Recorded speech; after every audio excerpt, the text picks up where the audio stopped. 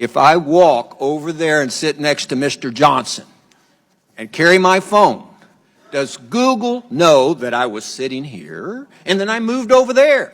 You're welcome anytime, Judge. Yes or no? I genuinely don't know without knowing I'm what shocked services. you don't know.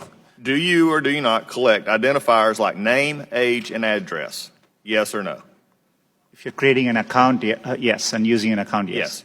Device identifiers like IP address or IMEI? Depending on the situation, we could be collecting it, yes. Specific search histories when person types something into a search bar? If you have search history turned on, yes. Contents of emails and Google documents? We store the data, but we don't read or look at your Gmail. You have access to them. As a company, we have access to them, yes. So you could. Saying you don't or don't. I'm not asking do you or don't. I'm saying you could, though there is a possibility. We have clear established policies on how we would do that data. GPS signals, Wi-Fi signals, Bluetooth beacons? Would depend on the specifics, but there may be situations, yes. GPS, yes. Yes, if you have And location. voice and conversations when using Google Voice products?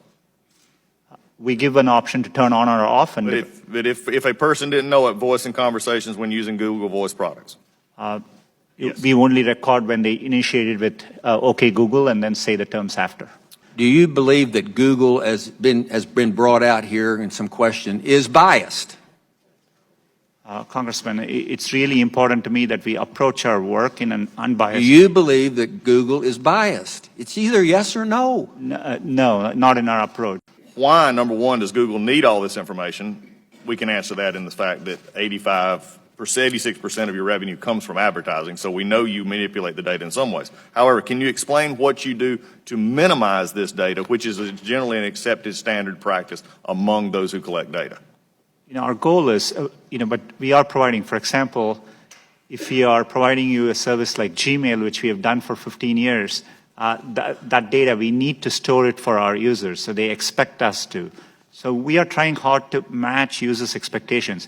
We don't need, our data for advertising, as I said earlier, most of it comes from just the keywords you type. And so, we need minimal data to do advertising. We give you options to turn ads personalization off. We store most of the data we do today to help give users the experience they want, and that's what we're trying to do. How do you explain this apparent bias on Google's part against conservative points of view, against conservative policies? Is it just the algorithm, or is there more happening there? Congressman, I understand the frustration at seeing negative news, and I see it on me. On Google, there are times you can search on Google, and page after page there's negative news which we reflect.